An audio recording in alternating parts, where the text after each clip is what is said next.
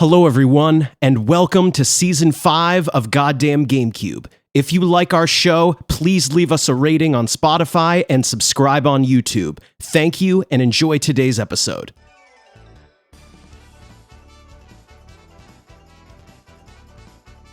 Hello, everyone, and welcome back to another episode of Goddamn Gamecube. Greg and Riley are your hosts today. Nick the intern is with us as well. And today we are going to be talking about Super Mario RPG. We are going to be mainly talking about the remake. We are going to talk about a few comparisons to the original.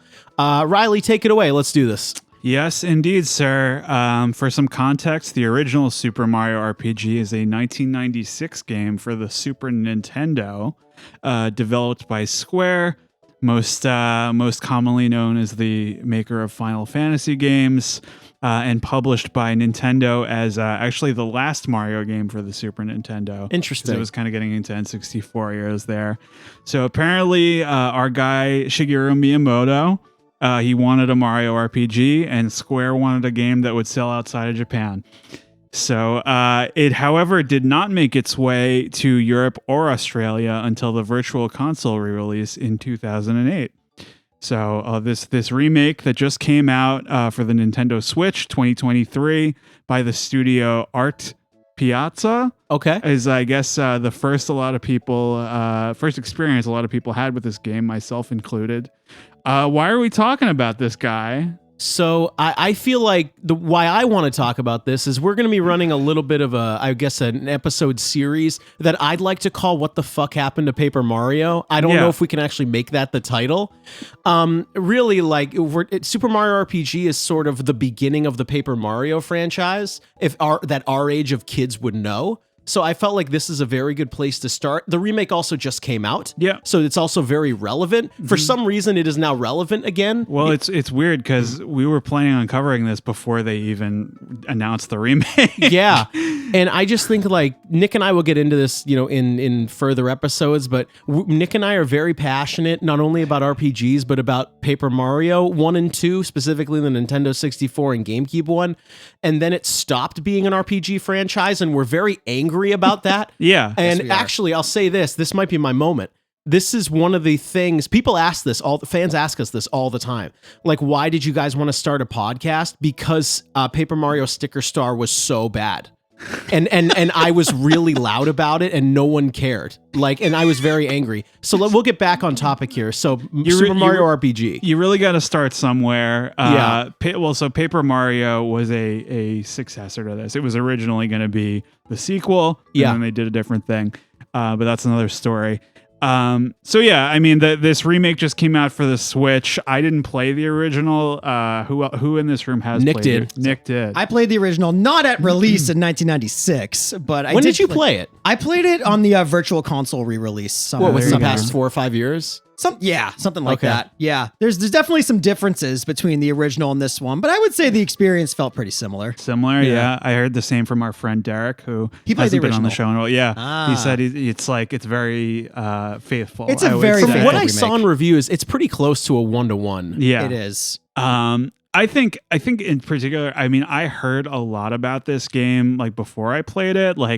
A lot of my friends are really into it because they grew up with it, and it's they were talking about what a unique feel it has. And it is interesting because I think it's probably because Square was involved that it has because I like RPGs because they give you a little bit more time to hang out in the world. And up until this point, Mario was literally just a platformer, and it's I want to know how the world glues together, And I like that point too about Square, because if we're talking, this is a long time ago, if we're talking 1996, that era of Square with 1995 and very early 2000s was really their peak era. Yeah. And they made I personally think they made all their best games during that time period. Yeah. And it makes sense that that Nintendo would want Square. There should be no other opinions, by the way. That's right. Moving on.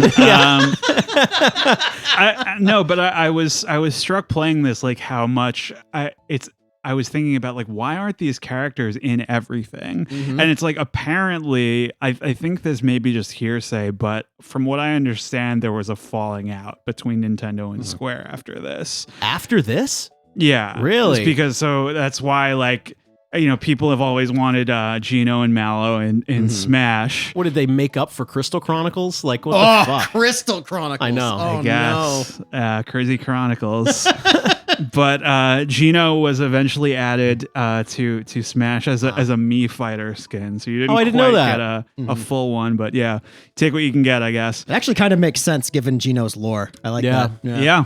And I would say, like, for the time, like, not like atom splitting in terms of tech, but towards the end of the life cycle of the Super Nintendo, it had that like advanced chip that not a lot of those games had. It's like an extra microprocessor, but it's like a little bit more technically advanced than prior games as well. Yeah, I would say when I played it on the Virtual Console some years ago, it didn't really feel like a Super Nintendo game. It looked like one. Yeah. But I feel like it played a little bit more advanced than what you'd think is a Super Nintendo game. Yeah, that's cool. And on that note, we should get into the gameplay here a little bit. Let's do it. So starting out big, the overworld gameplay of each level is you got the whole Mushroom Kingdom at your disposal here. Couple screens basically that are patrolled by like enemy models, which symbolize like a group of enemies. So there'll be like a shy guy walking around, and it'll be like a group of them, or there'll be some other enemies in the mix there. And I thought this was interesting because sometimes in games like this, it's like random, but it's avoidable in this game, which is interesting. Yeah, it's pretty similar to what you'd see in a quote unquote modern RPG like this. What would you, I don't know what the word would be. Would you call it like avoidable random battles, right? But you see, they're not random the encounters. enemy on the map. Yeah, they're not random encounters. If you choose to touch that monster or they touch you, you will enter a combat scenario. Yeah. Kind of choose whichever combat you want to get in. It's nice. I like when games have that feature. Yeah. And, when the encounter begins, it's pretty boilerplate, like turn-based RPG gameplay. Your character and your 3-person party, you have the chance to attack, do a special attack, use an item, switch out your character, I think defend or run. That's the majority of it, right? Pretty standard turn-based RPG fare. Yeah. All the normal stuff. So you guys feel a lot more passionately about these than I do. So do you guys want to take a moment to just talk about your turn-based RPG feelings? Sure. Can I give you what I think is unique about this game? Yeah. I am going to say what's unique about this franchise because I don't know where I've seen it. We're talking about like Mario RPG franchise. Yeah, the Mario. Okay. I'm considering the Mario RPG franchise to be Mario RPG and Paper Mario 1 and 2. What I've only seen it in these games. Your party shares a magic meter. Yes. Like your party shares like your magic points, flower points, whatever you consider your magic points to be, your party shares it. I don't think I've ever seen that in another RPG. No, I don't hate it, actually. No. I think it's pretty nice. I don't either. Yeah. That's pretty cool. But yeah, I mean, Greg, we go way back with turn-based RPGs. Correct. They are near and dear to our hearts. We grew up playing, I mean, even starting from Pokemon, Red and Blue, which are technically turn-based RPGs. Correct. Yeah, for sure. Yeah. I mean, we played the original Final Fantasy and Final Fantasy Tactics when we were like 9 and 10 years old. Yeah, so we're no strangers to this. I mean, I have big love for turn-based RPGs. I know for some people they can get a little boring. I'm going to say one thing. Yeah. I'm not sure which game came first. Maybe someone can check my math on this. So in Super Mario RPG, you have, I guess, what I would call action commands. Yeah. Where like the combat is turn-based, but you can press like the A button or whatever button it is to either take less damage or have your attack be more effective if you time it right. Yeah. Did that come first or did Legend of Dragoon come first? Because they did that. Wow. So Legend of Dragoon is a little different where it's more like pattern based. But here's the thing though. But I do get it. But it's still a turn-based RPG, but you have to interact with within the turns to make your actions more effective. I never thought about that. I can only think of these two games that did that. It is similar. Yeah. Legend of Dragoon definitely has much harder commands to input. And like, I mean, I hope I'm not like talking out of my ass. The original the original Super Mario RPG has action commands. It's not just the remake. It does, but they are slightly different. Go ahead. Actually, talk about it. So, in the remake, the action commands actually have little indicators. Okay. To tell you when to press the button. There's a sound. There's an exclamation point that goes over your character's head. The exclamation point is not in the original. Well, I believe I'm going to be right about this next statement. Yeah. I think in the remake of Super Mario RPG, if the game feels you are good at it, the indicators leave.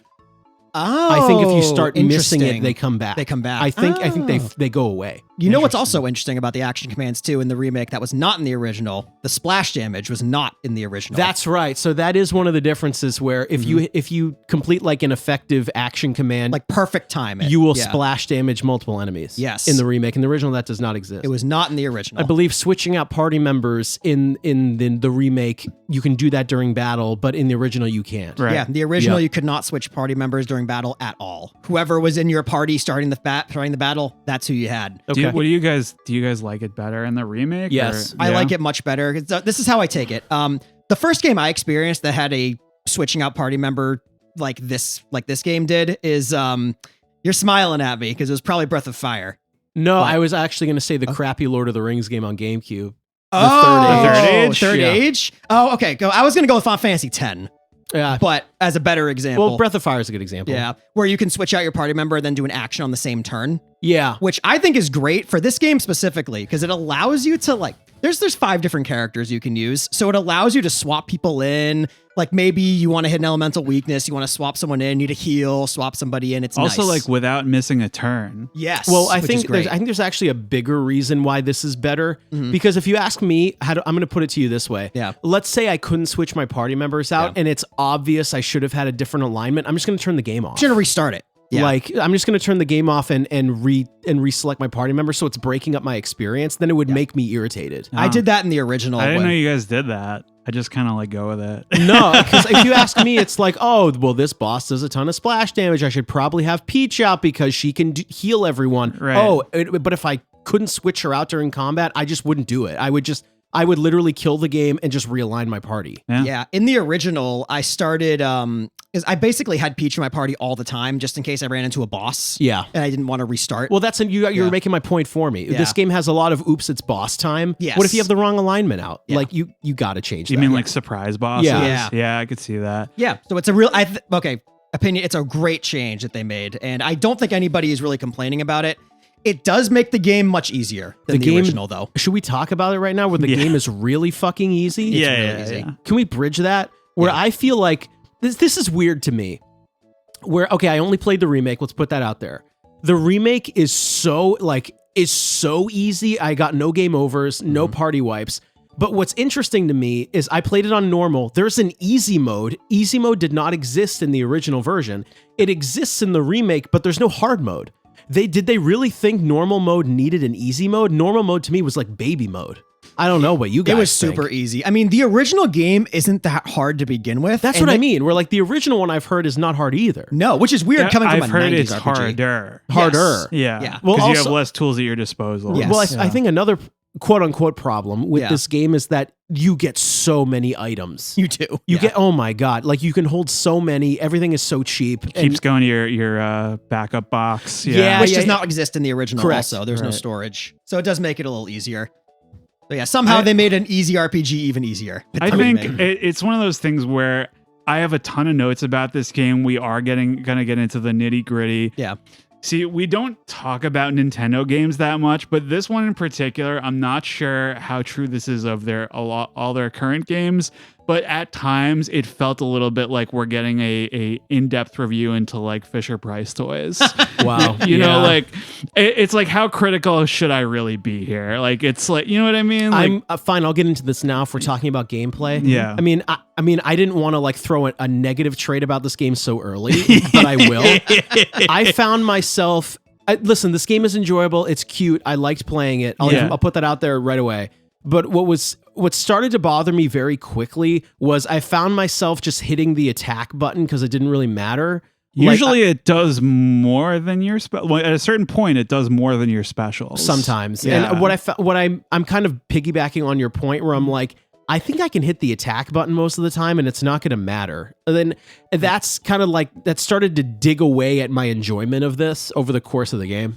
Yeah, I'll say the game doesn't really get quote unquote difficult until you beat it and do like the optional post game bosses who actually do. I was gonna say like the only time I ever got a game over was the optional like Final Fantasy boss. Yeah. Oh yeah. No, I if I could have a moment here just to Go talk ahead. about because you guys have done a lot of RPGs and stuff that I haven't been on, and so my history with this is mainly Pokemon. I have played through the Third Age, which we should do an episode on at some point. Oh God. But it's I think it really depends on.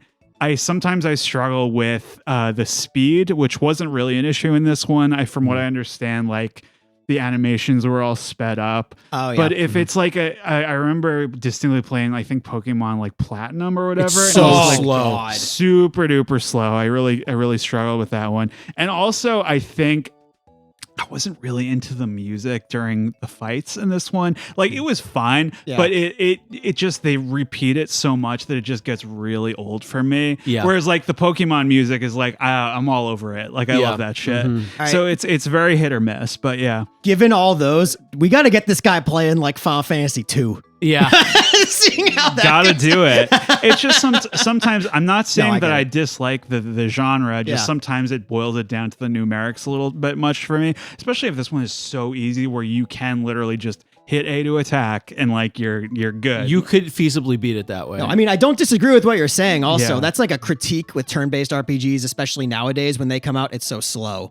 You don't do anything. Yep. It's all that. So I appreciate. like I've seen the action meme commands. of like they're basically like spreadsheet simulators, which I don't agree with entirely. But dude, it's wait. I get where it's coming Dude, from. text-based MUDs are awesome. Like, Let's fuck go. you guys. Oh, Like, yeah. You heard it here. But no, I agree with, I mean, I think the action commands add a little bit more to it than there otherwise would be. Yeah. I think like the stuff where I think it's like during the special attacks where you have to like mash.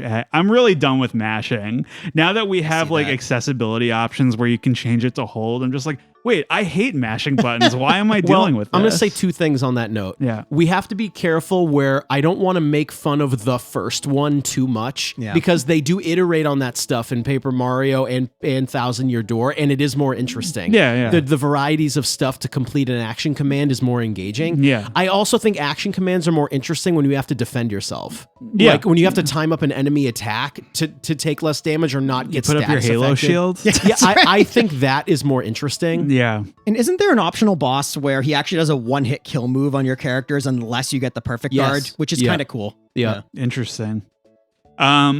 No, I think all the other gameplay quirks, I think we're just going to have a whole, full discussion about it, but just chime in at any point if you guys feel there's something that should be addressed at the moment. Sure.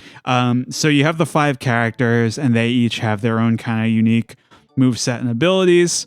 And in the remake, this is also something new. They can collaborate for like special attacks. Yeah, this is depending on totally new. who you have in your It's party. essentially like a summon. Pretty much. I mean, the gauge did not exist in the original either. And you fill that up by getting like successful blocks and action commands, Yep, right? pretty much. I liked all the little special moves. They sped up combat a little bit. It was kind of fun to like, maybe you go into a boss battle, you happen to have a full meter, so you can just kind of launch a super powerful attack and then get rolling with the Make boss. this game even easier. Yeah, right. Exactly. But it's also like because a lot of additions to this are like fully rendered and animated cutscenes and stuff. They were very nice looking. and I will say. they're really, really nice looking, but there's only how many configurations between the characters? That's a great question. There's a handful of them. There's Probably, only a right? handful. Only, but I mean, like once I've seen that cutscene, I've pretty much seen it. Oh, yeah, I You know skipped what them every time. Like, Yeah, it's yeah. like you didn't get much mileage out of it No. for how much work you put in. But Although I will say, oh man, it takes me back to like being forced to watch these old summons from the old Final Fantasy games where you like can go and make a sandwich before the move is over. That's like the Golden thing. Sun It's as like- well. Yes, yeah, that too. I played yeah, a little of the second Golden Sun Yes. when I was Yeah. a kid. Yeah. I guess the interesting question I have here is you talked a little bit already about how it stacks up to other RPGs of its like, but I like I said, I have some friends who were really into this when it came out when we were all kids. And I'm like, so it played well with the kids of 1996. Do you think it's playing well with the kids of the 2020s? Not really. I think this game. This is interesting. I think this game is overly simple for an RPG, but we're also in our 30s. Yeah. Like, that's tricky. I'll throw this out here. When is the last time Nintendo like published a first-party RPG that they made?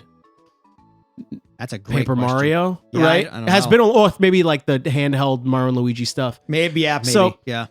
I'll say this. I think they at least are perhaps getting some kids into RPGs who don't know what it is. Because what game are little kids playing a lot playing now? Mario. It's Fortnite. Oh, like sorry. that kind of They're playing Mario. Yeah, hey, Nick, maybe I don't know. Nick. When I was a kid, I played Mario. Nick, wrong. Okay. Yeah, like PUBG and all that stuff. it. Yeah, Nick needs to listen back to our industry episode. Select another category from the board, Nick. Sorry. Yeah. Anyway, I guess what I'm saying is like my original answer to your question was I don't know if it'll hit. Yeah. But I think it's going to get certain kids into the genre who don't know what it is. Because, it's Mario. Parent is going to get kid new Mario game for birthday or Christmas. Oh, it's a spreadsheet game. Yeah. You get people into the genre that way. Yeah, that's my question is like, are they doing like, what purpose is the game fulfilling? Like, is it just like a nostalgia thing for Yes. people who played it then? But like, then why make it so childish? It's really like, it's too much, You're not wrong. right? It is interesting. It looks kind of like Link's Awakening, the remake. I guess maybe little. Maybe not quite, maybe what but- you're asking is like maybe the thesis statement for why this game exists is a little muddy. Yeah. Like if you did a nostalgia driven game for people in their 30s who like the original, why is it so easy? Why and is sort it of easy? And then there's an even easier mode.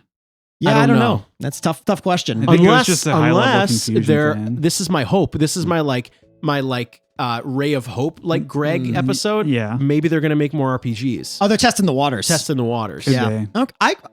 I can mess around with Yeah. more Mario RPGs, but yeah. Well, you know Keep what going. surprised me about this game as well is that there's like, I knew you were gonna run around, but I didn't know he could jump in this. Yeah. and I was just like, oh, it's a nice surprise because he's Mario. Yeah, He's it's gotta jump. it's a little I mean, platforming. I guess it would have felt weird otherwise, but it is part of the gameplay loop, and when you're walking around the overworld. Yeah. Yeah.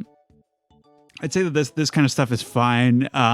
Like I'm really not into when they make you do like platforming stuff. I was so bad. I don't know why. About this game in particular, I was so bad at the overworld platforming. Well, it's got to be like the 2D versus 3D problem, right? You're not sure where the camera is. You're It's not in sure the- how long a jump is. It's in the middle. It's kind of like that we were talking about.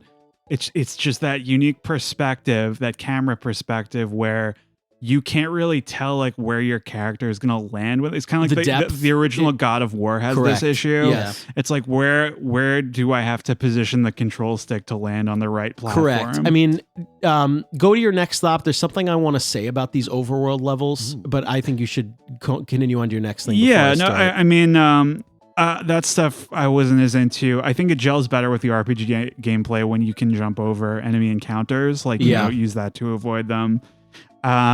What did you have to say Something that about I it? found, we actually haven't really talked about this. There is a decent amount of item customization per character, like buying weapons and armor, very Final Fantasy-ish. Yeah. Something that I was disappointed in was I thought there would be more weapons and armor discoverable in the overworld, either through Not puzzle really. solving or through exploration. There's almost none. There's only a handful of them, right? And they're typically like special weapons. Like there's a cutscene before you get them, Like, something like that. almost every upgrade you get in the game is bought in a shop that's not missable. Yeah, it's not my favorite thing. I No, think not there's my favorite. There's a couple of There's a them handful. scattered, Not like but- there's none. Well, It's- you know, I don't like it when there's too much of the opposite either. But something else that is very baby-like about this game is every new piece of armor or weapon that you find is better than the last almost. one. Almost all of them. Almost always. And it's just very like there's no reason. As soon as I get a new item, I know I'm going to equip it. And you it's know, always like, bought with coins. there's not a lot of comparison with like pros and cons. No. I will And- say though, I do love that because it takes me back to the old school Final Fantasies. Like, oh, new town, new armor, new weapons. It's gonna be better than what I have. I don't know. It's something that No, I'm okay with some of that. Yeah. Yeah. because I love that stuff. Well, something else I want to Yeah. say too, if we're talking about overworld stuff, Yeah. a problem I had with this game that I should say I was disappointed in, Mm-hmm. there is not a lot of incentive to retread or to go back to a different map. There isn't a lot of incentive to do that. Not a trying to ton. think. I mean, No, there's not really. like the side quests and stuff. You really care about that. Oh, but there aren't very really. many like feasible Incentives, rewards. There isn't a yeah. lot of incentive, like, which I think if I'm calling like Super Mario RPG at the start of a franchise, Right. the Paper Mario stuff does a better job of having you go back to places because you have new powers, new abilities, new allies to help you solve puzzles. Yeah. This game doesn't really have that. No, Right. it's a very, I don't know what the right word for it would be, but it doesn't look linear, but it actually is. Yeah. Like you look at the world, you don't think it's going to be a linear game. That's but a it good word for absolutely it. is. I thought it wouldn't be as linear as it was. It's It's pretty kind of linear. a straight shot. Yep, Yeah. pretty much. Yeah, because you're basically going around the map in a circle. Yep. Yeah. And it only really gets recursive when you go back to Bowser's Castle at the end. Something else I wanted to address is that I feel like the mini games were maybe not worth including. I kind of forgot about those. What do you got? So I agree with you, but I'm gonna make this my moment where if you're gonna bring this up later, I apologize, but I think this is the time. Yeah. I am so happy that this game got solfege syllables correct. Okay. And Horizon Forbidden West got them wrong. Do you guys remember this? I do. There is a mini game where you have to create music. Yep. And they give you the solfege syllables, and it is soul, S-O-L, and it is correct. And then in Horizon Forbidden West, they say it as so, which is wrong. I don't know if this was patch related or something, but mine, I swear to God, said so. No, it's S-O-L. It's 100% correct. I'll show you. You know what? And if they had the balls to patch it, I give them a pat on the back. It may have been that situation because I played it right out of the box, but I'm glad it worked for you. Interesting. No, you weren't going to bring that up. Was that not in your preparation that the solfege was correct in this game? It clearly didn't matter as much to me as it did to you. I screenshotted that shit. But I did think about you when I played it because I was like, oh, he's going to be so pissed. It was correct. It was correct. It was correct. But while we're on the subject of minigames, can I bring up one minigame that you two may have missed, but is very fun? Okay, it's not really a minigame, but it's kind of funny. Is it the Beetle thing? No, not the Beetle thing. When you're in Marrymore, the city of Marrymore, you can go to the inn and you can get like the suite for the night. If you go into the suite, there's like an action you have to do to like go to sleep, right? It's not an automatic rest of the inn kind of thing. Right.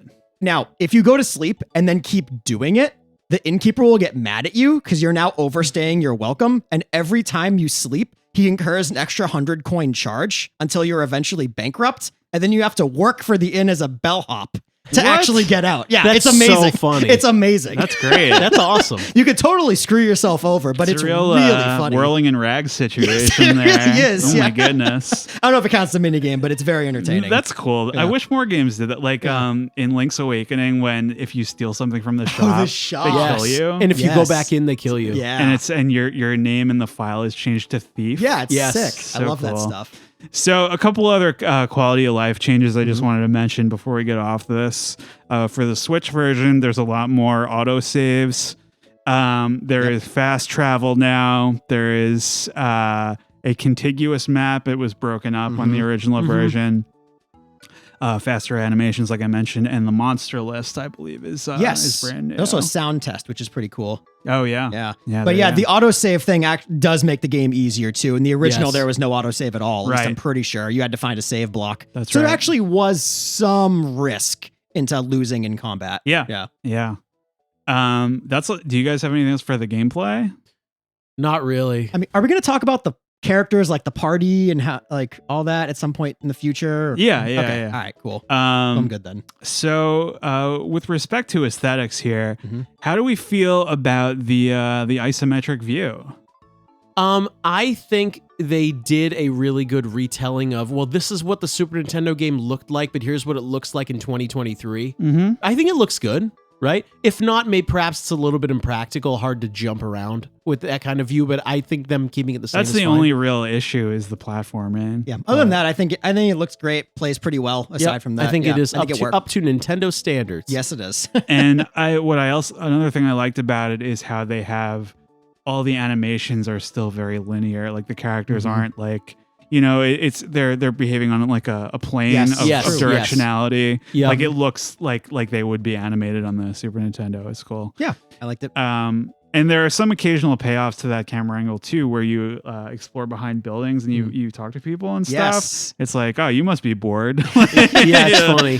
That's great. Love when games do that. So, I mean, I think we've all seen at least the different art styles between the Super Nintendo and the Switch. What do you think about the art style? Do you think it looks better now? Do you think it looks worse now? No, I think, well, here's what's happening. Like Nintendo didn't go for the nostalgia trip. Yeah. They didn't make a 16-bit game in HD. Right. It's now in their new style. Yeah. Except for one boss. Right, exactly. Yeah. And I think it's fine. Like I'll say this, it's probably directed this way for little kids to understand what it looks like or sort of they're used to this. Yeah. Or they're used to what Mario looks like in the modern era. Yeah.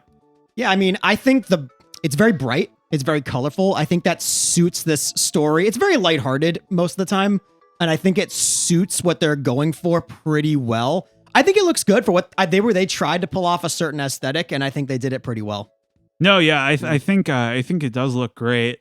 I think so I was watching some footage of the Super Nintendo one just to kind of brush up. Yeah. And I think it's like a lot of the praise from back then was because of the 3-dimensional models, which was very uncommon for, Super Nintendo. Like the only other stuff with Super Nintendo was like Star Fox kind of. And I always think it's cool when they were able to pull off those kind of rudimentary 3D graphics. Especially RPGs at the time too. Like what RPG is really using that? So it's pretty. Not many. I mean, that's a very particular because everything else was just like 2-dimensional. So it's a very particular look that original game had, and you really like. It's so hard to do that again right now when everybody is just used to full 3D. Yeah, I don't even know what people were expecting, but I think. As far as like the direction, I think it's kind of just like your in-house Nintendo style. Like all the Mario games I see now use this kind of art style. It's just perfectly, there's no rough edges to anything. Like it's perfectly, everything is smoothed and sanded. Like I said, people are used to this is what modern Mario looks like. There's nothing like, ooh, that's what's going on there. Like weird textures or anything. It's all very, very pleasant to look at. Very just kind of no real surprises though. No. You can switch between the original soundtrack and the remake soundtrack. Yes. So I never did it. You never did it? I only did the new one. Heard some bangers, man. I mean, I think the reorchestration is amazing. There's a lot of really good brass parts. Yeah, I would agree. I think I played the original. The original soundtrack is beloved among its fans. People love it. People love the soundtrack, do. and I think they did a really good job with the orchestration of it. A lot of personality in it. I don't think I ever switched back because I didn't like a track or anything. I switched back and forth just because I was curious. Out of curiosity, yeah. But I never switched back because I was like, I'm not really digging the reorchestration. Yes, of this track. I thought it was all like very, because I switched back and forth. I thought it was all very tasteful interpretations. It was very well done. So it's really a personal preference thing. Can I ask you guys what your favorite and least favorite enemy designs were? Ooh, enemy designs as in like what they look like? Yeah. Ooh. I really like the treasure box guys. Yeah, those are cool. Those guys, they're like kind of like mimics. Yeah, kind of like mimics. They're pretty cool. Which ones did I least? I feel like I wasn't really into like the mechanical world stuff with. I don't know. Coming from you, that's very shocking. I know. I'm being sarcastic. I know. Yeah. I could see that. Some of them look very off-putting. Yeah, some of the metal not guys. my favorite. Yeah. What do you mean? Like Tool album covers, basically? Yeah. No, I was gonna say my favorite is the heavy trooper guy. Oh yeah, those guys. So there's this gigantic like Koopa paratroopers. Yeah. And I don't know what I never allowed one to attack because I got really stressed. There's some message that happens like they'll just be standing there or flying there for a couple turns. These gigantic guys, and after a couple turns, it's like the big guy is ready to pop. Oh yeah, something. That's right. The big guy's warming up or something like that. I remember that. I'm like, I don't know what this is gonna be, but it's gonna be horrible, and I need to kill him I need instantly. to get out of here. I just like it would always really stress me out whenever I saw one of those guys. I think I also liked the the mastodon skeleton things. Those are really cool looking. Those are cool. And the Donkey Kong guys. Yeah. The That's Donkey so Kongs funny. that are like prisoners. Yeah. So you have Mallow, the guy in your party, he can read minds. And when you read their mind, it says, I only resemble other people. Like it's like a copyright message. Yeah, exactly. It's like he's not really related to Donkey Kong. Any resemblance is purely coincidental. That's right. That was really funny. It's pretty fun. I don't know. As far as least favorite, It's tough this to is pick more one. of a gameplay thing, but the fucking dry bones. Like Yeah. I was like, because it took me a while to figure out what was going on with them. they're Like, oh my same thing in God. Paper Mario. It's the same sort of thing to get rid of them. They're pretty annoying. What about the bosses? Any standouts or lowlights? Oh, I there? mean, I think it's interesting how Jonathan Jones made a career change. That's right. From a New England Patriots cornerback to a pirate. That's right. Which is He's in interesting. Pirates. Yeah. I'd actually go in a non meme. I think that's actually one of my favorite bosses. Yeah. If you like defeat his minions, he then challenges Mario 1v1. Oh So shit! cool. Did you guys get that? I don't know think if I so. did that. Oh, yeah. If you beat all his minions first, he challenges Mario 1-on-1. Oh That's great. shit! Which is really cool. So he plays one-on-one coverage with Mario. That's right. Yeah, man By the to way, man. it's still not that hard. Yeah. But but I Yeah. thought that was really cool. Yeah. And you also fight him in the post game as like a rematch, Oh, and the okay. entire fight is done 1-on-1. Wow. Which is pretty cool. Yeah, I like it. I mean, Nick, you must have screenshotted it when he said, "I'm Jonathan." absolutely, Jones. I did. That's so funny. It's so funny. We're gonna put that in the episode on YouTube. I thought it was a funny name to begin with. I didn't It realize is. there were larger lore implications there. Yeah. I was really into the giant squid. Oh, same the area. blooper. Yeah. That's a cool one. Um, You can see him in the overworld too, which is really cool. Yes. That's awesome. I love that. Yeah. The Birdo cameo really surprised me. Yes. Interesting, I right? was like, wait, I know you. Yeah. The one that I fucking hated was that goofy like Jack in the Box guy who disables like your attacks. Yeah. I mean, it's Interesting. cool, but Yeah. it's so annoying. Yeah. I do remember that. That Yep, was- yep, yep. Yeah. That was my experience, but I don't know if there was a boss that I truly hated. There was no boss I disliked. I thought I was always annoyed fighting the Axum Rangers because I thought they popped up a lot too. They popped up a lot, and then some were immune to certain elements. I'm like, oh god, this is going to be a slog to get through tedious, these guys. yeah. Yeah, status ailments, all that sort of stuff. Not my favorite thing, but that's probably the one I would say is my least favorite. nice. Should we get into the story here? Yeah, story sure. and Let's do it. characters. Let's do it. Might as well. All right. So this actually, there are some things about this game that kind of surprised me. I'll say that. All right. So starts out your pretty ordinary Mario affair where he's got to rescue Princess Peach from Bowser. I was like, how is this not the entire game? We're getting right into it in the Right prologue there. here. Yep. So it's like you defeat him in a little boss battle, and there's the giant sword drops into the castle. And I'm really stupid because I thought that they keep talking about Mushroom Kingdom is now controlled by Smithy's gang. And I thought the sword was Smithy. Dude, you're not wrong. When I played the original, I thought the big sword was Smithy too. Well, he's in Yeah. the menu screen. I Yes. was like, oh, it's all about this guy. It's That's just gotta be one of his lieutenants, I guess. Yeah, Exor or something is Yeah, his name. yeah. So, and in the process, the Star Road, which is I guess some kind of constellation in their sky, has been shattered by this. And you got to go get the seven fucking Triforce pieces. It's all the same, but like the star pieces are like what you have to collect in this game. Go get the things to stop the guy. exactly. Yeah. Yeah. So starts out innocuously enough. You're in you know what was so refreshing about this game was like you get to the Mushroom Kingdom town and it's like 4 buildings. Yeah. I was just like, oh, thank God, I'm in Yeah. and out of this place. You know what I find really funny? I don't know if this is lore accurate to all of Mario games. I just love how Bowser's like the big bad guy, always kidnaps Princess Peach. But on this map, they're like neighbors. Yeah, It's like Peach is right here literally and Bowser's right right, there. across Yeah. the street, which I think is kind of funny. It's you're really making it easy on him. Yeah, geez. right. But no, I liked how you see because I always wonder about these things. Like, how does Mario's world work? You got Yeah. the little toad guys walking around. They're the majority of NPCs that you meet in this game, right? You have to go meet the Chancellor, and this is where you run into Mallow for the first time. What do we think about Mallow? I'm gonna listen. Okay, I'm making a statement here. I have been a Mallow truther since the original. A Okay, truther? I What does that love mean? Mallow. Nobody likes Mallow. What? Oh, really? The internet, no. People you don't like kidding Mallow. me? Well, maybe the remake has made him more likable. Yeah, But way back in the original game, he gets outclassed pretty quickly. By Really? Gino He still and does Peach. in this one. Yeah, but I guess in the remake, you can swap him in if you ever really need him. I But thought he yeah. was one of the more valuable guys. I love Mallow. I think a lot of enemies, especially early on, are weak to lightning. Yeah. I think Yeah. he's very useful. And I think he's generally a very likable guy. A little dim-witted, but I Yeah, like yeah. him. Yeah. Well, because I want to tell you something funny. So when my friends were hyping up this game, they were like, "Oh, wait till you meet Mallow." I was like, "What's the deal with Mallow?" They kept calling him Big Dick Mallow. And that's how they always Love refer it. to him. I love and it. I'm like, this guy must be fucking awesome. And I thought he was, but He's just a little cloud guy? yeah, Yeah. but when he meets you, he says, "I'm a frog," and I'm like, "Is this a weird like translation thing? Like, what's Yeah. going on?" But it Yeah. like plays into like his story It later does. on. Yeah. I don't know. I thought he love was him. kind of cool. I love the little guy. But he your task here with him is getting the coin back from the thief. You run into this guy Croco a bunch. He's a pain in the ass. Yep. But you get the first star piece here from the area boss.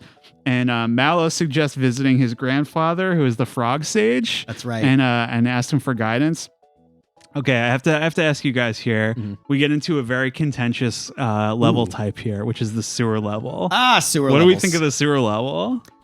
So it's tough for me to Don't love it. It's tough for me to go back here because I played the original, so I kind of remembered this. Yeah. So it's not really like difficult for me to get through this sewer level. I can see how it would annoy people though. Yeah. I didn't really, it was kind of confusing with it was a cool environment with the pipes because that's a big Mario thing. But in terms of like, I got lost like pretty quickly. Yeah, I'm like, sure. where the fuck am I going? Yeah, you can get lost pretty easily there. Cool Boss though. Yes. Wait, what's his name? Belome, something like that. I thought his name was like Belome, and we were doing a joke because That's really funny. because they when you read his mind, it's like it offers two separate pronunciations for his name, and neither of which are blow me. And I'm just like, they were really covering their ass with this guy. That's really funny. They're playing some E-rated CYA. Yes, that's right. Yes, exactly. But yeah, I agree with you. He's a cool looking guy.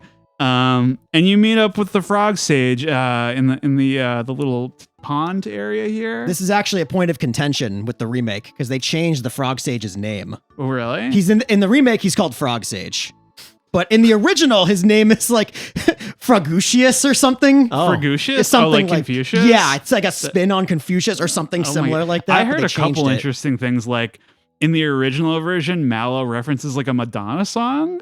Oh, I don't remember that. So they took that out. That's 'cause it's amazing. no longer relevant at all. That's incredible. funny. I It's in didn't the know 90s. Should have that. kept it in. Should have kept it in, yeah. Or they'd let you play the Madonna song in the solfege Oh, part. that would be Yeah. sick. Yeah. So yeah, he reveals to Mallow that you're not really a frog. I was asking a lot of questions, but I thought this was awesome this is around the time where you see Bowser and his guys like out in the field and they've been like displaced like out of their home. Yeah. So it's kind of interesting because you're kind of running parallel to them here. And this is this part Rosetown with the arrows falling down from the sky. You remember this part? Yes. It like puts people to like make them sleepy. What happens to them? Like Zombie? paralyzes them. Yep. Yeah. Makes And- them stop moving. So, okay, that's kind of interesting, but we're going to get into a part here that I don't really understand what happens. Okay. And this is just like sheerly a presentation thing, but this is the introduction of Gino. And so he's another one of your party members. And what happens is Mario is playing with the innkeeper's son, right? Yep. And when they're playing with the dolls, and there's like a Mario doll and a Peach doll, Bowser doll, and there's the Gino doll. And Mario accidentally gets like punched in the face Yeah. by the Gino doll. And then when he wakes up, it's like, it walked off. And it's like, they explain that, okay, the Gino's lore, he's a puppet who has been possessed by like, they say a star, but like some type of celestial entity, right? Yep. And it's like, why did that happen right after he punched Mario in the face? So Do we know? From my understanding, all right. So whatever the entity is that went to the Gino puppet thing, right? Came down from the Star Road because it got destroyed, and he was looking for someone who could help get the stars back, and he found Mario, and that's what made him get up and start moving, I think. Okay. Oh, okay. I think so. Don't quote me on that, but I think that's how It that just works. happened so fast. I'm like, It does. wait. What's going on here? Do you guys like Gino? He was always in my party. Gino, I think, very is the valuable. consensus best party member in the game. It's like having fucking Iron Man on your team. Yeah. You know, like Yeah. It's like, dude, he's got guns. He's shooting like lasers. Yeah. Oh And man. I think his spells are all non-elemental, so they're not going to get resisted by anything, which is really nice. Yeah. He also has the boost. the boost. Gino boost. Gino boost. Dude. I love how they're all like Gino boost, Gino beam, Gino whatever. Hit him with your Gino With your beam. Gino beam. It's yeah. I know. It's like, do you want the party members just shooting guns at stuff? Sure. Yeah. And Well, they're all so, like, so many encounters I felt like, especially towards the end of the game, were just like Gino moves first and casts like his most powerful move, and the encounter's over. over. Yeah. That's it. So it's he's I awesome. don't know. It's just a little question. I feel of like they balancing. intended him to be like a glass cannon character, but the He's game is very too frail easy. at first, Yeah. but you can level him up like pretty quickly. Yeah. Yeah, you give him a little bit of armor, he's totally But fine. you know what would have been interesting? He's a doll and can't wear equipment. That would have been interesting. If they did that, he's Yeah. very powerful but has no gear. Yeah. He They probably didn't- should have been a glass cannon. They didn't do it though. No. Whenever someone like shot fire at him, I was like, no, because he's made out of wood. Yeah. No, Gino. They should have thought of that, where like Yeah. he can't equip armor, but he blasts the hell out of people. Right, with It's- his finger guns. It would have been something. So I think this is where you hang out with the moles. Oh, the moles. Okay. Yep. Or the one of the fallen stars traps some children in the mines. The children yearn for the mines. You know? Jesus Christ. It's something I thought was funny here was there's like a lot of like explosives and stuff, and I think this happens after the boss fight where a bomb is gonna go off, and I was like, oh shit, how are they gonna get out of this one? It's like you don't. That's right. And they're just like comically covered in soot. I was like, dude, these people. One of my biggest fears is getting stuck underground or like a cave in or whatever. It's like, thank God Mario and friends didn't die horribly in this explosion that they were right next to. That's really funny. I didn't even think about that. Okay, we gotta get out of here. And they just They don't. don't. They just get blown out of the mountain. That's really funny. Isn't there a mini game here too? Like a minecart thing? Yes, I was Yeah. not very good at this one. No. It went pretty rough for me. I wasn't good at many of the mini games. No, I mean, this went about as well as the Resident Evil 4 remake minecart section went God, for me. yeah. Pretty poorly. Yeah. Poor Luis. So I want to get into here. This may have been my favorite part of the whole game, which was Booster's Tower. Booster. You know this guy? Yeah. So your party is out in the world, and you overhear that Peach. I think is after the sword fell on Bowser's castle, Peach is like nowhere to be found, right?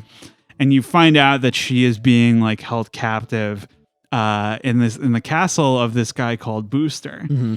And I'm like, who is this? It's going to be some weird like dog guy or something stupid.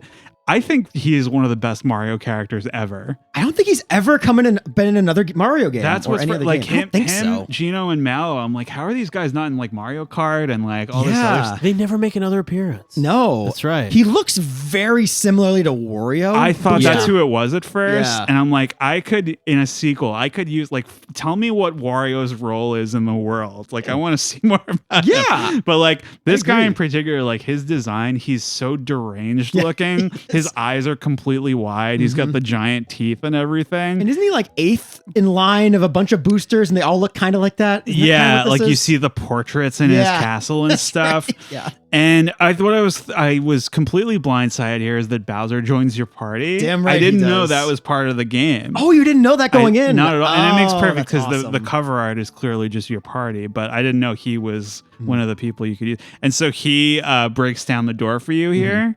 And this whole area is just so delightful where it's kind of one of those Sander Cohen sequences where you get the crazy guy's like contrast level. Yeah. And he's in this little train like going around and you just keep having to follow him. And there's that part where you have to like hide behind curtains. Oh, that was Yeah. cool. I like that a lot. That was pretty scary. Yeah. And somehow you managed to avoid him. And he apparently wants to marry Princess Peach here. Yes. So this is like the main objective of this part. And this is where you go to that town Marymore Yes. that you were talking about. Mhm. And great big set piece where you interrupt the wedding Mhm. and you have to fight the giant cake. That's right. It was, The it was tort? or Huge set something? piece. Yeah, the tort. The tort. I think the it's called tort. that, yeah. It's beautiful. And it winds up like Booster just eats it and you And that's- leave. No, there's a really cool part of this section too. I think it's before the cake fight. Yeah. Where you have to go and collect all like Peach's fallen items or something. Yes. If you collect them all quick enough, you get a special accessory. Oh, you do. You get the booster charm, Yep. Ah. which is pretty cool. What It's- does that do? It raises your stats by a pretty significant amount. Yep. I actually ended up using it for most of the game. Oh, maybe I did get that. Yeah. Yeah. You may have gotten it. Yeah, but it's pretty cool. A really cool section of the game. I like it a lot. Yeah. A possessed cake. What's not to like? I know. Actually, so what do you guys think about Bowser as a party member in this game? I didn't know he was your party member either. Oh, really? You both didn't know. I liked wow. it. I liked all his weapons. Yeah. I thought his role was really funny. It's very hard to reconcile like afterwards that like there's no chronology in Mario, but like No. after this game, like it's so weird because he's such a good friend in this game. Do you know what's interesting? Yeah. Nick, this reminded me I don't remember if it was Breath of Fire 3 or 4 when Gar is trying to kill Ryu, but then Gar joins your party. Yes. It's Yeah, like yeah, yeah. it just really felt like a Bowser to Mario situation. It's like the same setup. You know, I really like the games. There's not many of them where Mario and Bowser have to team up. Yeah. I think they're very entertaining. But I will say, I do wish Bowser was better as a party member, like an actual combatant. I thought they could have given him more of a niche as like either super defensive or hyper offensive. Well, I think what the problem is they tried to make him defense man, but the game is too easy. you don't really need all that defense. No, you don't need it. I thought he would, and he does get higher attack than Mario does, but not by anything significant. Well, I'll say this. I feel like Yeah. for me, I was either rolling with the boys or Yeah. I had Peach go in for Bowser. Yeah, that's Yep. pretty much it. Yeah. But yeah, I don't know. I thought they could have done more with Bowser as an actual like combatant. Yeah, but I sure. like Bowser's role in the story a Yep, lot. yep. Honestly, I thought Mario was the weakest party member. Oh, interesting. Like in Okay. terms of like who I want, like because he has to be. In Well, it. he's gotta like be there. Jerry Seinfeld. Yeah, he's the yes, he's the straw that stirs the drink. He's you need the one vanilla like. Yeah. Well, lead. he's like the guy who can kind of do everything. The straight Yeah. man. Yeah. What do they call it in comedy? The straight man? Yeah, Yeah. the one straight Yeah. man. Yeah. The straw that stirs the drink. I like as he that. describes himself. But I love it. Does Does he say that? Jerry Seinfeld does. Oh, I was like, not Mario said that. What? That's funny. He stirs the drink. No, but in terms of like, I thought everyone else would like. Bowser was just cool to have there. Yes, like, he's there's a great. couple moments later where his minions get confused because Yes. he's on the battlefield, That's which I right. thought was interesting. Yeah. But you do also get your last party member here, which is Peach. Mhm. And I did want to mention that I thought this moment was very, very effective and delightful where I was like, she's got to be part of it, right? And there's a moment where like, so you get her back to the Mushroom Kingdom castle. She, talks to all her toad butlers and stuff. And it's very a moment like, is she not coming with us? And I went up to her room and she's like, all right, thanks for saving me. I'll see you later. And I was like, shit. And then like, as you're leaving, you see her in the window. She's like, wait. And then she comes with you. I'm like, yeah, Let's roll. let's get out of here. And she of course turns into one of the most valuable members as the healer. She's very She's the valuable. white mage. Yeah. The And she does cleric. learn a combat spell at the end of the game, which is Yep, pretty nice yep. too. Was yeah. that the bomb? Yeah. Yeah, that's pretty cool. it's ridiculous. Yeah. And she also has sleepy time. Yes. Can't forget sleepy time. Great move. I use it often. EP time. Sleepy EP time. So yeah, you have to wind up talking to the frog sage here again, which took me a while to figure out. Like, we have to talk to yeah. Mallow's dad or grandfather again. Right. And he says go to Star Hill, which is literally just like where you were before. It's like just down the thanks street. thanks for clarifying, but.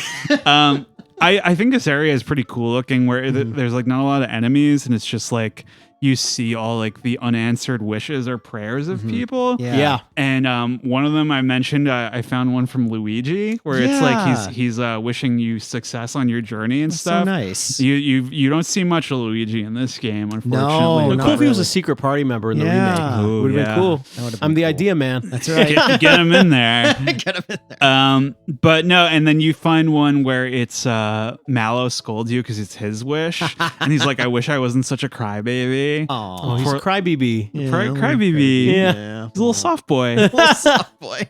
But a pretty cool idea for an area I like because it a I mean lot. the air quotes point of this game is if they don't fix this, then no one's wishes Will be answered. granted. Yeah. That's right. Yeah. That must have what happened to our world as well. Jesus. So Bleak. you go to the seaside town here. Yes. And I thought this was kind of compelling where I mean it's quite played out this trope, but like seeing like there's clearly something wrong with the Yep. town. Mhm. Like everyone's kind of like cursed or just acting Is weird. this the time where everyone looks gray or blue? Yes. Yeah. Yeah. And you talk to the elder and there's clearly something wrong with him. Mhm. And this is okay. So the sunken ship part here, we Mhm. talked a little bit about it already. This weird like part where you have to figure out a password Oh yeah. Yeah, isn't it Pearls or Yes. something? Pearls. Yeah. Did this take you guys a while or? Well, this is actually for me a welcome sort of change in the gameplay. I think one of the weaker parts of this game compared to the later entries is that there isn't a lot of environmental puzzle solving or things to do other than just fight things and continue. Yeah. So I thought it was okay. Yeah. No, in terms of, because I wasn't really into like the log flume mini game or whatever, but like stuff like this, I was a little bit like, it took me, I was like, wait, I'm gonna actually have to use my brain here for a second. Yes. Like this is crazy. I actually didn't remember this puzzle from the original, so it kind of took me an embarrassingly long time to figure it out. I was just like, what the fuck are they talking about? It's Yeah. on like, because they give you clues like, oh, it's found on the floor of the ocean or whatever. I'm like, talking about treasure, but no, it was a kind of a cool moment. Yeah. And this is where you fight Jonathan Jones and the That's giant right. squid. Our guy, Jonathan Jones. Jonathan Jones. Yep. And once you do that, so I was so pissed because he gives you the star piece once you beat him, and then you get into town and they take it back from That's you, right, and it's out of your inventory. I was like, oh my fucking god, Dicks. and it's that the elder is one of the sword guys, right? Yep. in disguise. And you work together with Jonathan Jones to get it back from him. Damn right. And the real elder points you towards Monster Town, which is the next chapter, pretty much. To get there, you have to go through this place called Land's End, where you you buy some nice fall clothing. And in reality, it's a desert. Right. And I thought this part was a real pain in the ass. Yeah. With like you go into the quicksand or whatever. Yeah, you know, it goes on for just long enough that you think you're doing something wrong. Yes. Yes, That's correct. my issue with it. Like, do you remember the part in Ocarina of Time with the ghosts in the desert? You have to follow that them. part was awesome. Yeah. Because I was hoping for something like that where it's just signposted a little better. I think you have to follow like one of the other enemies It's into like an ant enemy or something. Yeah. Yeah, Exactly. it's just a little too abstruse for me. Yeah. A little too confusing. Not a big fan of it. I think what is very remarkable is Monstro Town itself is like, I don't think I've seen that in a game before. Have you guys seen that?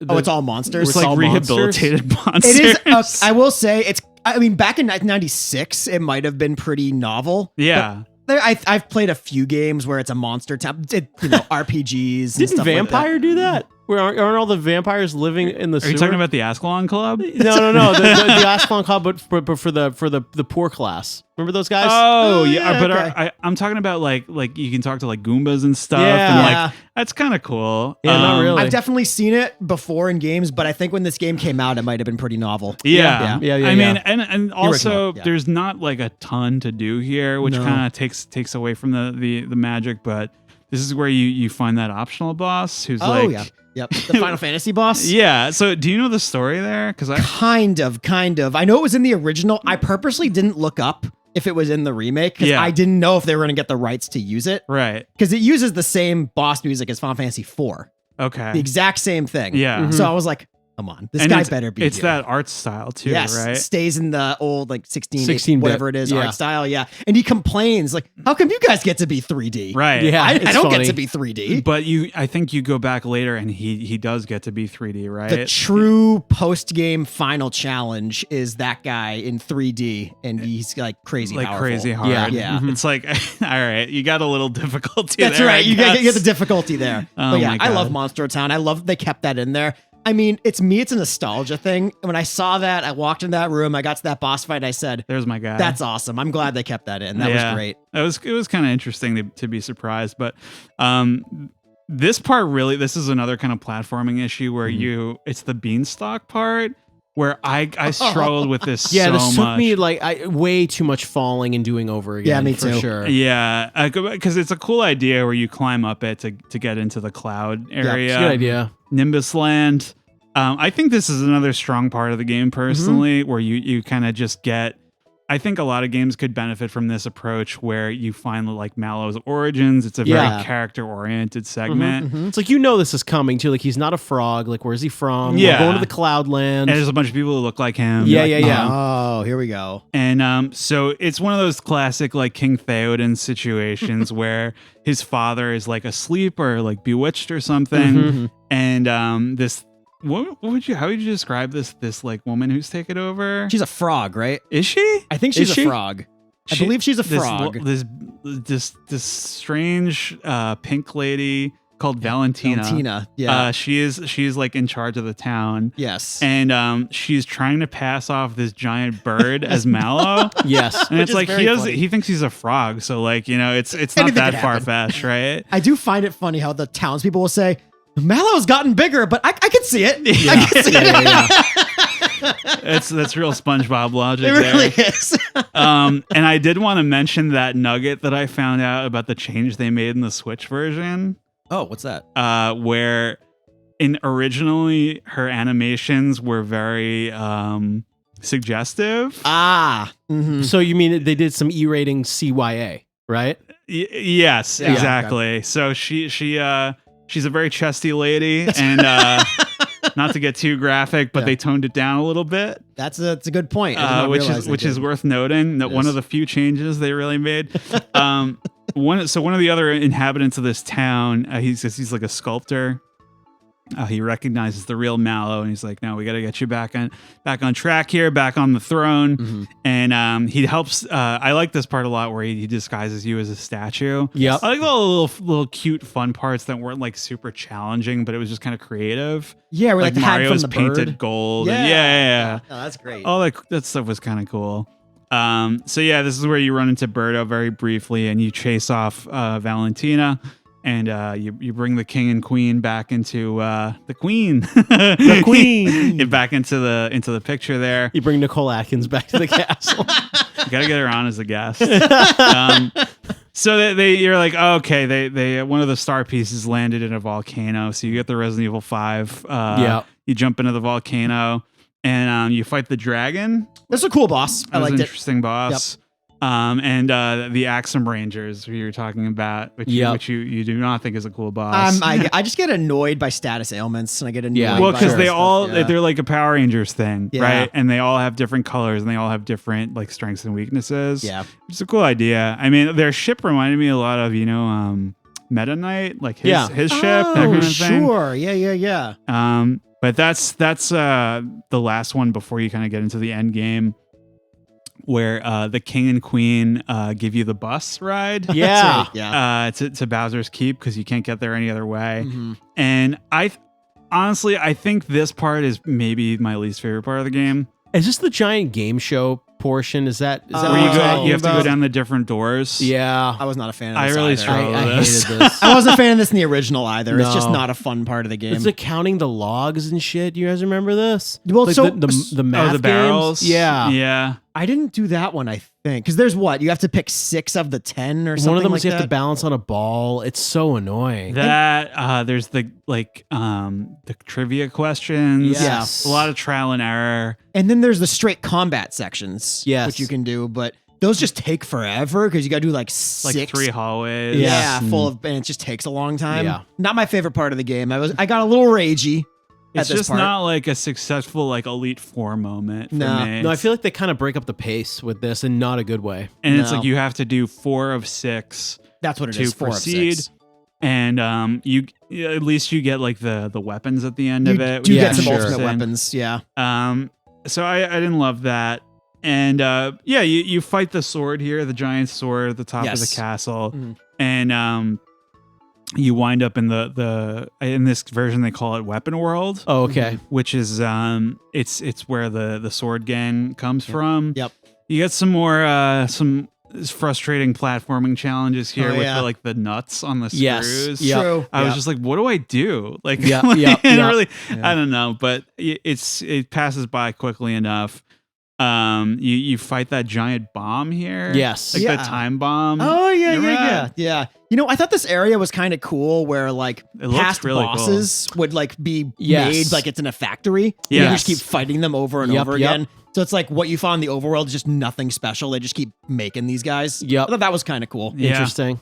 Cool idea. Yeah. And you obviously you confront Smithy himself here, Mhm. and it was kind of interesting where his original design is like very regal and ornate, and his real form is just like this disgusting like slab of Yeah, metal or liquid something. metal Yeah. that just keeps Yes. changing shape. You know what I think is really cool about this? Not a lot of games, especially RPGs, do this, where you don't see the actual villain until you confront them. for like the final boss battle. Because like you and me thought the big sword. I thought the big sword would be the guy. Smithy, but no, it's not Smithy. You don't see Smithy. You don't even, I don't even think you get a scene like showing Smithy's point of view at all. You don't see him say anything. You don't see him do anything really. I honestly kind of love that. I do too. Like Skyfall, where you don't see Javier Bardem for like an hour into the movie. Yeah. I'm like, I love that shit. I think it's pretty cool. I like how they did it. I mean, you never see Smithy at all, and then the only time you see him is when you got to go for the final fight. I think that's pretty cool. You kill him, and that's that. That's it.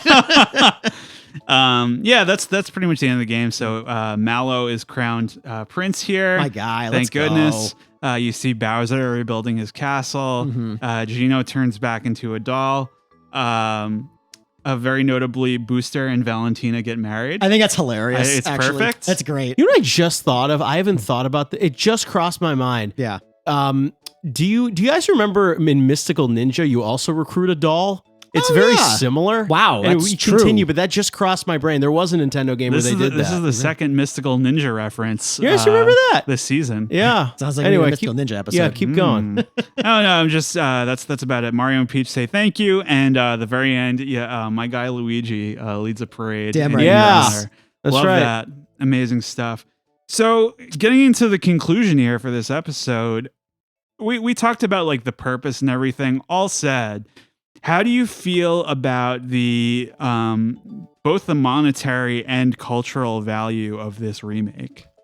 That's tricky. I feel like we said the cultural value is a little bit murky. Yeah. Right? We're not sure if it was made for us, why is it so easy? If it was made for kids, we're not sure how it's going to land. I mean, I think they're going to make more RPG games. I think that's why they did this.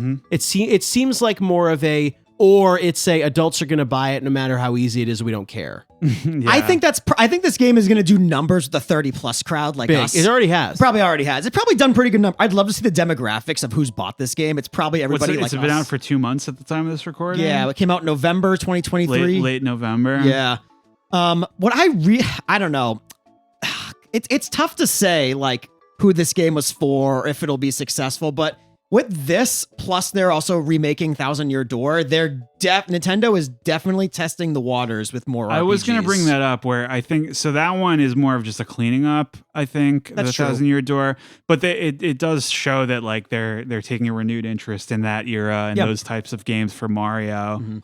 I will say something that kind of warmed my feelings about this game a little bit is the moment it ends, they thank the original team. That's really cool. yeah. You don't see that too often. No, that's and really it's cool. very like before anyone else's name shows up. It's like built upon the work of the team from all those years ago or whatever. Which is really cool. So this is a more of a tricky, more comprehensive question, but how do you square up your feelings on Super Mario RPG when you consider both the gameplay and the overall experience? Like, what do you, at the end of the day, like, I guess this is more of a final thoughts Are we doing question. grades or just final thoughts? Yeah, both. So I'll start if you don't mind. Yeah. So I didn't play the original one. Obviously heard a lot about it. All our friends love it. Nick and I are big RPG players. This game is, remember the first thing I texted you guys was like, oh, this is such a lovely game to play. It's such like a nice little breezy game. It's definitely too easy. And I don't think that's a harsh criticism. Like it is absurdly easy. And them including an easy mode is weird. Yeah. I'm not sure who this game is for. That's also weird. But I remember, I know what episode we talked about. I'm going to have to bring up a similar idea I've brought up before. You shouldn't critique the Beatles too harshly because they were the first one. Yeah. Right? Like, and you know, Paper Mario would not exist without Super Mario RPG, and any band you like would not exist without the Beatles, so you shouldn't critique them very hard. Yeah. So I feel similarly to that about Super Mario RPG, where I don't love it. Like, if that's okay to say. Yeah. I think it's cute. And I enjoyed playing it for what it was, but I found myself maybe 5 or 6 hours in just kind of hitting the attack button and waiting for them to challenge me or waiting for them to hit me with a surprise, but they never do. So like, if you don't mind, like if we're going to go grades, I think I am going to go B. But that's really for what it did for games. And it's, you know, if it was only itself, if it was its own curiosity, to quote Riley, I would probably give it a lower grade. But I think I go B for what it sort of became, if that makes sense. Whoever wants to go next. I can take it next. So similarly to you, Greg, this is a really nice, breezy, light experience. It's like Let's be honest. We play a lot of bleak, dark shit on this podcast. Okay. Aside from maybe Rayman, like Rayman Legends. Yeah. We play, and we've covered a lot of really dark shit on this show this season. Show's bleak. So this was a really nice change of pace for me. And even when games we're not covering on this show, I play a lot of games where the stakes are extremely high, right? Like people are going to die. The world's going to explode. Blah, blah, blah, blah, blah, blah, blah. We got to help people's birthday wishes. That's right. You know, this game is very light. It's very breezy. It's very cute. We didn't mention it during aesthetics, but I meant to. When you level up, you got to do the dance. How do we not talk about the dance? We got to talk about the dance. Well, okay, here's another last minute critique of this game is that whenever you level up, it's like, do you want 5 HP points or 1 defense point? It's like, I'm going to take the HP like every time. You know what's funny about that? I did attack every time. They change. The values do change. Really? So a little bit, yeah. If you look at them, maybe 1 level up, it'll say 5 HP, 1 attack or whatever. Your next level up might say 5 attack and 1 HP. And I committed right away. Whatever I picked for my character, he did that every time. Every time. I min-maxed everybody. Wow. Damn. Anyway, I'm sorry, Nick. You should That's go. commitment. You should grade. No, it's okay. It's okay. But either way, this game was, I do think I like the remake better than the original. I think it plays better. It's more fun, especially with the changing out of party members. Yeah. I just think it makes for a more fun experience. And this game is not overly long, which is also very nice. We were able to beat it in a few sittings. It's a tight, like 12 to 14. Yeah. Right? And if tight. you really do want a challenge, there is a post game where the bosses do get very challenging. Mm-hmm. So if you do want that, that does exist. But same critique here as Greg. It's way too easy. I think overall, I'm also going to go with a B. I enjoyed my time with the game. I think it's very cute. And I think it's really hard to hate a game that looks like this. Yeah. That's my opinion. And I'll just build off of that. Yeah. Where it's just so clearly made with such reverence for the original and not in a way that, I don't know, because I didn't play the original, but it's I know it can't really replicate how people felt at the time because that game was very cutting edge. Yeah. For not only the RPG elements, but what I mentioned before about the graphics and how that gave it such a distinct feel amongst the landscape of other games that were out there at the time. Whereas this is like pretty similar to some of the other stuff, but that doesn't mean it's bad. No. You know, so it's I am gonna share. We're gonna do B's all around. B's all around. I like it. B is a for me. It's, you know what it is. It's like this game is good. There is room for improvement. And I respect its place in history. I think they did a great job with the remake, and I'm interested to see how it carries over into the next couple games. But we'll talk about those when we do. I did want to mention one of the co-creators of the original game, Chihiro Fujioka, in a 2022 interview with the YouTube channel MinMax. He expressed interest in creating Super Mario RPG 2. Oh, I would take it all day. And he said he would like it to be his final game project. Wow. I love that. Can someone please grant him that wish? I say let's do it. Let's get the Mallow and Gino back together. Yeah. And, Get Booster back too. Booster, Valentina, everybody. Yeah. I feel like, Nick, everyone who either made a game on a grid in the 90s or who made a TAC RPG in the 90s is asking to make one more. I know exactly. The Final Fantasy Tactics guy wants to make one more. Tactics Ogre guy, aren't they the same guy? Actually, it might be the same They're guy. the same guy, and now this guy. They all want to make one more. You Bring know them what? back. I Fuck hope it. they do, because I would love to see would take Mallow it. and Gino in Because another game. the stakes are so low. Like, you know, just go for it. Just make another one. Have the same, Star World's in trouble again. Uh-oh. Okay, let's do it. Great. Yeah, well, sounds good to Couple me. different worlds. Yeah. Have fun. I did want to mention before we close out, the cameos, the Link and Samus are Wait. staying at the inn. What? You didn't know this? No, I never saw So I this. posted a photo on our Twitter of Samus in bed. Wait, that wasn't a meme? I thought someone photoshopped. When you talk to her, she says, "I'm preparing for Mother Brain," and my it's God. literally just Samus in bed wearing her armor.